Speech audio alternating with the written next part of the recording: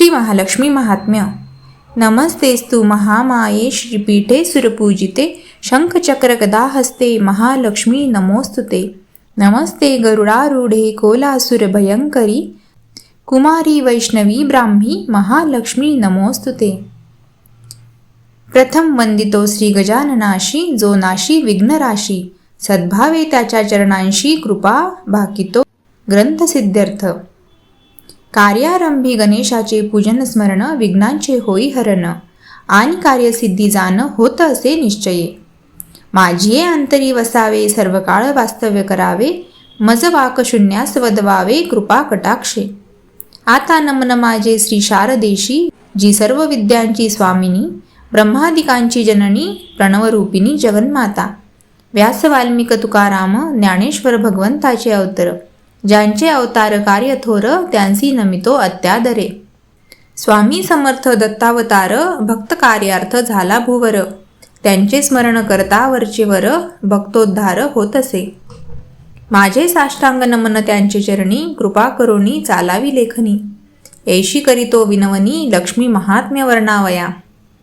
आता महात्म्य वर्णावयास शरण तिच्या चरणास वंदितो स्फूर्ती देण्यास महात्म्य गावे म्हणून. जय जय जगज्जननी तू भवभयहरिणी भक्तांसी संकटतारिणी तुझ वंदितो मनोभावे. अनेक अवतार धरून तू केलेसे भक्तपालन आणि दुष्टांचे संहरण म्हणून सुखनिधान आम्हासी. तू सकळ जगाची माता चराचरावर तुझी सत्ता भक्तांवरी माया सर्वथा आम्हा लागी प्रसन्न हो. तू अनंत तुझी नामे अनंत त्यातून आठवून काही एक प्रार्थना तुझसी करत असे. लक्ष्मी लज्जे महाविद्ये श्रद्धे पुष्टी स्वधे ध्रुवे महारात्री महामायी नारायणी नमोस्तुते. मेधे सरस्वती वरे भूती बाभ्रवी तामसी नियते त्वं प्रसीदेशे नारायणी नमोस्तुते. पूर्वी मार्कंडेय मुनींनी शिष्यासजी कथन केली सुतांनी शौनकास कथिली तीच अनुवादिली कथा येथम. महालक्ष्मीचे महात्म्य पुण्यफलद पद्मपुराणात वर्णन केले आहे आवर्जून सारांश त्याचा हा असे. पूर्वी द्वापारयुगा माझारी पवित्र सौराष्ट्र भूमीवरी जे कथा घडली अवनीवरी तीचा आता श्रवण करी. त्या सौराष्ट्र राज्यावरी राजा भद्रश्रवा राज्य करी. शूरवीर कीर्तिमंत समुद्रस्वामी तो होता.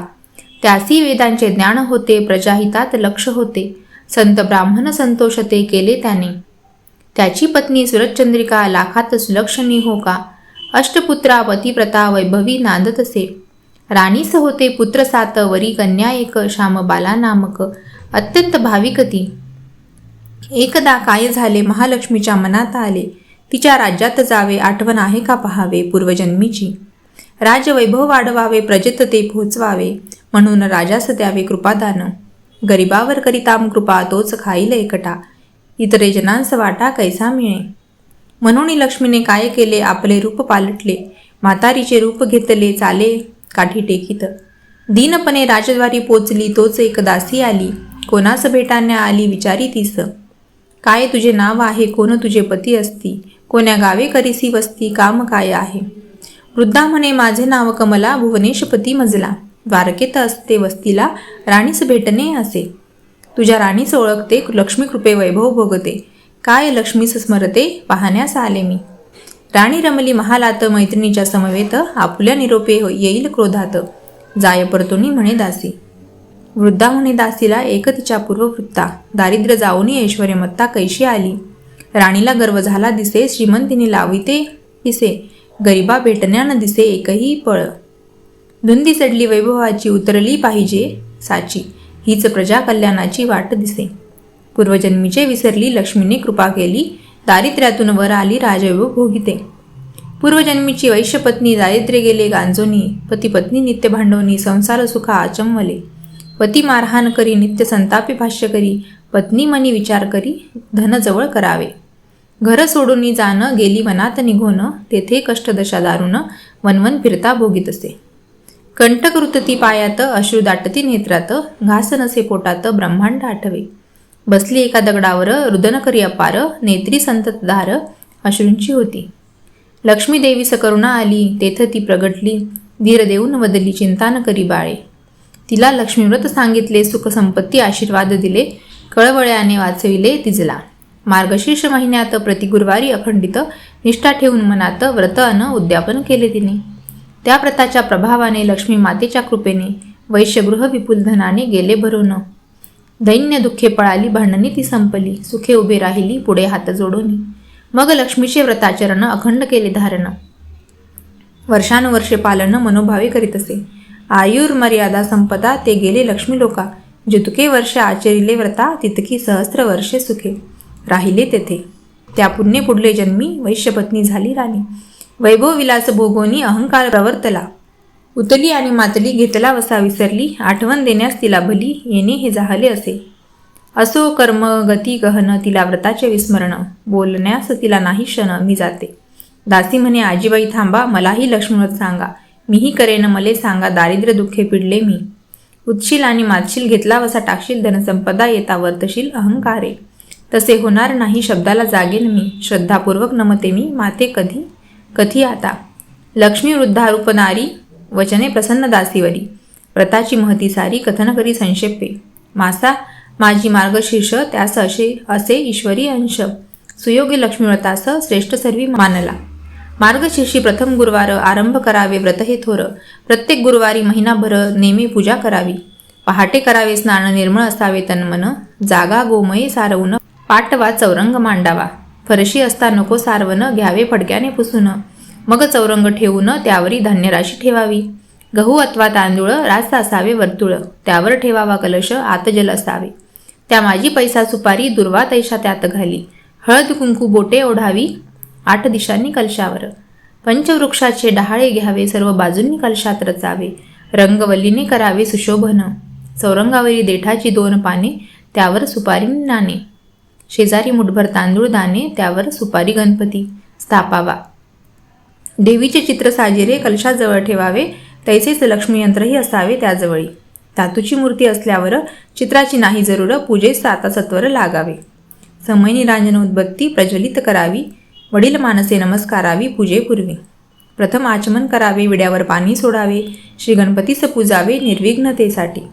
मग फुले तुळशी घेऊन त्याने जलसिंचन करून लक्ष्मी देवी पूजावी. मूर्ती असल्या पूजेत स्नान घालावे ताम्हणात. मग पुसोणी त्वरित चौरंगावरी ठेवावी. हळद कुंकू आदी वाहून सुगंधी पुष्पे अर्पून धूपनिरांजन ओवाळून फलनैवेद्य दाखवावा. सकर्पूर तांबूल अर्पावा. मणींच्या इच्छा पुरविण्यास देवीस विनवावे. बसोनी पाटावर सत्वर व्रतकथा वाचावी सुमधुर. त्यावर महात्म्य पोथी मनोहर. दूध फळे नैवेद्य अर्पावा. मग वाचावे महालक्ष्मी अष्टक, सर्वसिद्धिदायक पूर्णपणे वरदायक भक्तांसी. मग निरांजन उजळावे, उदबत्ती कापूर लावावे. आरतीसी करावे मनोभावे. आरती झाल्यावरी मनोभावे प्रार्थना करावी. माते मान्य करी यथाशक्ती पूजा ही. काही चूक असल्यास माते घेई पदरात. निष्ठाभाव आहे मनात हे जाणून. आमुचे घरी अखंड राहावे. दारिद्र्य दुःख निवारावे. संतती संपत्तीने भरावे घर आमुचे. सुख शांती असावी तुझे नामी मती राहावी. चित्ती कृतज्ञता राहावी सदोदित. मनोभावे करिता प्रार्थना आईस येते करुणा. ठेवावे मनी वचना आणि प्रार्थावे. दिवसा उपवास करावा, दुग्ध फलाहार घ्यावा. रात्री मिष्टान्न नैवेद्य दाखवावा आरतीचे वेळी. गोग्रास नैवेद्य काढावा, तो गाईस घालावा आपुल्या सोयीने. सुवासिनी ब्राह्मण उद्यापनी भोजन दक्षिणा देऊन संतुष्ट करावे. त्यानंतर आपण घेऊन प्रसादाचे पान करावे प्रसाद भोजन नामपूर्वक. दुसरे दिवशी स्नानोत्तर घेऊन दूध साखर. नैवेद्यानंतर पूजा विसर्जन करावी. कलशातील जल सर्व तुळशीत करावे विसर्जन. 5 पर्णफांद्या घेऊन निघावे. त्या ठेवाव्या 5 ठिकाणी आणि यावे पूजास्थानी. हळद कुंकू अक्षता 2दा वाहुनी नमस्कार करावा. मार्गशीर्षातील सर्व गुरुवारी पूजन ऐसे करी. शेवटच्या गुरुवारी उद्यापन करावे. उद्यापनाच्या दिवशी पूजा आरती करोनी 7 कुमारी अथवा सुवासिनी ह्यांसी पाचारावे. त्यांना आसन द्यावे, हळद कुंकू लावावे, महालक्ष्मी म्हणून नमस्कारावे. एक फळनी हे महात्म्य देऊनी. वृद्धा एवढे बोलून वेगे निघाली जान. दासी म्हणे आई एक क्षण थांब, निरोप देते राणीस. निरोप मिळता राणीला क्रोध अनिवार्य झाला.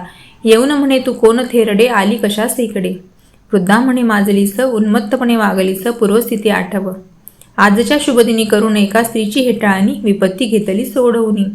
भोगावे लागेल शापवाणी ऐकून राणी गेली संतापून. आणि धक्काबुक्की करून वृद्धेस तिने अवमानिले. महालक्ष्मी वेगे निघाली जाण. श्यामबाला तो समोरून येती झाली जाण. देव भले म्हणून ती गेली होती उद्यानात, मैत्रिणींच्या समवेत त्याच वेळी राजमहालात. घटना ही घडली असे श्यामबालेने वंदन करून, आपली दिली ओळख करून. मग वृद्धेने घडले वर्तमान कथन केले तिजसी. श्यामबाला दुःखी झाली, तिने विनवी क्षमा याचली. कारुण्य माये हे लावली, म्हणे तुझे कल्याण होईल. सुख संपन्नता यावी, वैभव कीर्ती लाभावी, विनयशील संतती व्हावी, म्हणून त्वा व्रत हे करावे. महालक्ष्मीने तिजसी सांगितले ह्या व्रतासी, आणि म्हटले सुख शांती कुटुंबी नांदेल. संकल्प सिद्धीस जातील, समृद्धी भाग्य येतील. पद्मावतीच्या कृपेने जाणं संपूर्ण कल्याण होईल. मार्गशीर्ष महिन्यातला तोच होता गुरुवार पहिला. श्यामबाला करून उपवासाला पूजन करीत त्या दिनी. शेवटचे गुरुवारी ती उद्यापन करी. प्रसन्न झाली महालक्ष्मी तिजवरी. इच्छा मनातली सारी पूर्ण झाली लवकरी. लक्ष्मी प्रभावास नाही सरी, हेच खरे. कीर्तिवंत राजा सिद्धेश्वर त्याचा सुपुत्र मालाधर. श्यामबालेस अनुरूपवर विवाह मंगल जाहला. लक्ष्मीचा वरदहस्त लाभला राज ऐश्वर्यात श्यामबाला. परीनं सोडले नम्रतेला, भाग्यवान खरीच ती. महालक्ष्मीच्या अवकृपेने भद्रश्रवाचे राज्य गेले. ऐश्वर्य सारे नष्ट झाले, दरिद्री झाले दोघेही. आधी दशा मग अवदशी, नंतर अन्नान दशा झाली त्यांची. सुरचंद्रिका मग पतीस म्हणे जाऊन भेटावे श्यामबालेस. सांगावे आपुले दुर्दशेस समजावूनी. जावई आपुला धनवान, राखाय आपुला मान. धनसहाय्य देईल महान, संकट टळण्या. भद्रश्रवा जरी स्वाभिमानी, तरी परिस्थिती जाणूनी. जावयाचे राज्य लागोनी प्रयाण करिता जाहला. तळ्याकाठी राजा बसला, तो होता थकलेला. विश्रांतीसाठी टेकला, तो दासी आल्या काही पाणी नेण्यास. राजाकडे दृष्टी गेली, विनयी चौकशी केली. राजाची ओळख पटली, भेटण्यास स्वारी आली श्यामबालेस. दासी गेली लगबगीने, श्यामबालेस कथन केले. पिताश्रीचे आगमन झाले आपुल्या राज्यात. अत्यादरे वडिलांचं श्यामबालेने राजमहालास आणून गौरविले. वस्त्रालंकारे अल्पकाळ तेथे राहून, आपली व्यथा कथन करून. तिचे वैभव पाहून राजा म्हणे निघतो आता. राजा निघता तेथून, मालाधरे दिला भरून. हंडा सुवर्ण मोहरांनी संगे दिले नोकर. मग राजा निघाला सत्वर. चंद्रिकेस भेण्या अधीर वेगे झाले. पाहता राणीने राजास हर्ष झाला मनास. हंडा पाहता उल्हास मणी दाटे. राजाने भेट कथन करून, हंडा दाविला उघडून. कौतुके पहा डोकावून, तो आत काळे कोळसे. राजा राणी भांबावली, काय लिहिले आहे कपाळी. भद्रश्रवा अश्रू ढाळी. दुःख नावरे दोघांना. मुलीविषयी अढी मनात, परंतु जाणे तिच्या राज्यात. मदतीचा मिळेल हात, आशा मोठी. म्हणून दुःख आवरून राणीने केले गमन. आली तिच्या राज्या लागून, लेकीस भेटावया. आली नदी तीरास, पाय उचले ना पुढे जाण्यास. मिटून आपुल्या नेत्रास बसती झाली. त्या दासीने देखील श्यामबालेस कथन केले. मातेने थकुनी नेत्र मिटले, बैसलीसी नदी तीरी. सत्वरी निघाली घेऊन रथ, वेगे चाले वाटे लांब पथ. सत्वर उतरून तेथ वंदिले मातेस. बसवून रथात आणली राजमहालात. स्नान घालून त्वरित वस्त्रालंकार दिदले. तो होता प्रथम गुरुवार, मार्गशीर्ष महिना खरोखर. मनोभावे मनोहर पूजा करी श्यामबाला. श्यामबाला मस्तक लववी, अति आदरे वंदन करी. पूर्वजन्मस्थिती जागी करी सुरचंद्रिकेस. माथा लववी परोपरी, लक्ष्मीव्रत पुन्हा आचरी. राहून लेकीचे घरी करी उद्यापन. लक्ष्मी होता पुन्हा प्रसन्न, स्थिती पालटे परिपूर्ण.